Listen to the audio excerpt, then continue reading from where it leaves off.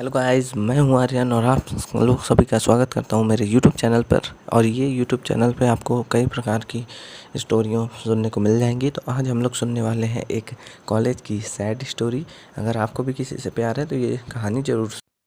अनामिका मध्य प्रदेश से दिल्ली कॉलेज में पढ़ने के लिए आई हुई थी और आयान राजस्थान से उसी कॉलेज में पढ़ने के लिए आया था। आयान एक सीधा साधा लड़का था जो ना लड़कियों से ज़्यादा बात करता था और ना किसी से ज़्यादा मतलब रखता था। अनामिका को आयान की यह बात बहुत अच्छी लगती थी और वह कोई न कोई बहाने से आयान से बात करने की कोशिश किया करती थी। अनामिका देखने में क्यूट लगती थी। कुछ ही समय में आयान और अनामिका की दोस्ती हो जाती है। आयान धीरे धीरे अनामिका को पसंद करने लगा है। दोनों दिन भर कॉलेज में बात करते और अपनी हर बातें एक दूसरे को शेयर करते थे और कुछ समय में बहुत अच्छे दोस्त बन गए। इससे पहले आयान की लाइफ में पहले कोई लड़की नहीं आई थी, जबकि लड़के अनामिका के पहले दोस्त रह चुके थे और वह सबसे बात भी किया करती थी। आयान को यह सब पसंद नहीं था। एक दिन बातों ही बातों में आयान को अपने दिल की बात अनामिका को बता देता है। अनामिका उससे एक दिन का वक्त मांगती है और कहती है, मैं कल तुम्हें इसका जवाब दूंगी। अनामिका सोचती है कि जब आयान कॉलेज पढ़ने के लिए आया था तब वह सिर्फ पढ़ाई पर ही ध्यान देता था, पर जब तो उसका पूरा ध्यान मुझ पर ही रहता है।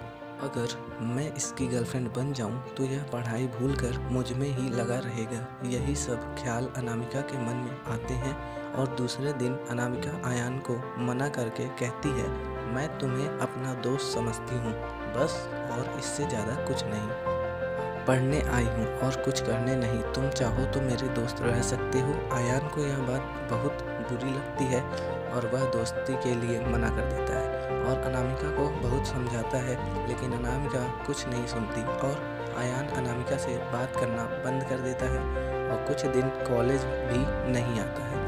अब आयान अनामिका को भूलकर पूरा ध्यान पढ़ाई में लगाता है और ना किसी से ज़्यादा बात करता और ना मतलब रखता।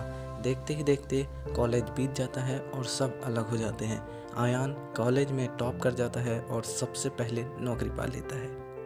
2-3 साल बाद बीत जाते हैं। आयान को ना अनामिका की पता होता है और ना अनामिका को आयान का कुछ पता रहता है। आयान अपनी पुरानी कंपनी छोड़ वह एक नई कंपनी में ज्वाइन करता है जिसमें उसकी पोस्ट और पगार दोनों ही पहले से अच्छे मिलते हैं। आयान पहले दिन ऑफिस जाता है तो उसे पता चलता है कि अनामिका भी उसी की जूनियर बनके इस ऑफिस में काम करती है।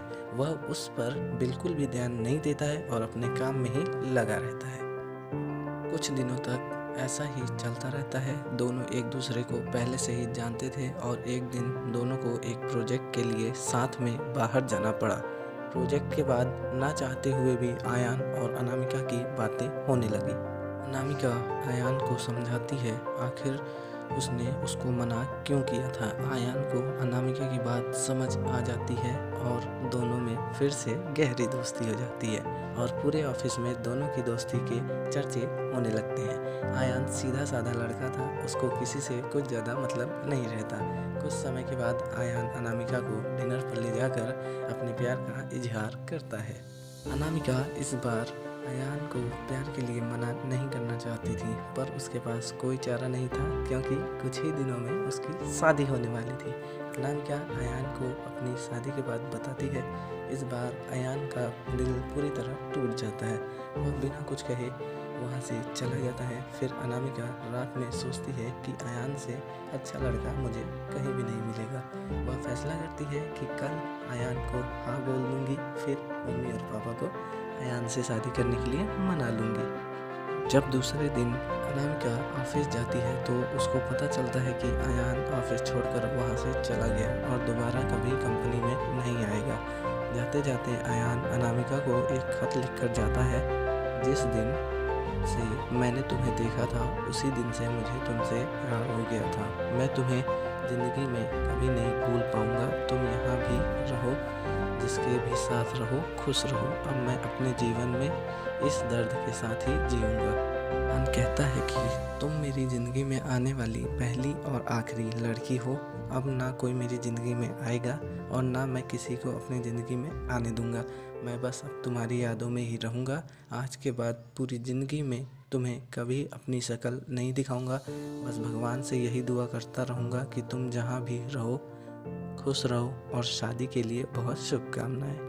अनामिका अयान को खोजने की बहुत कोशिश करती है, पर कई साल बीत जाने के बाद भी उसको अयान नहीं मिलता है और वह अपने माँ बाप को की पसंद के लड़के से साथ शादी कर लेती है। इस तरह दोनों हमेशा हमेशा के लिए एक दूसरे से बिछड़ गए और दर्द के साथ अपनी ज़िंदगी व्यतीत करते हैं।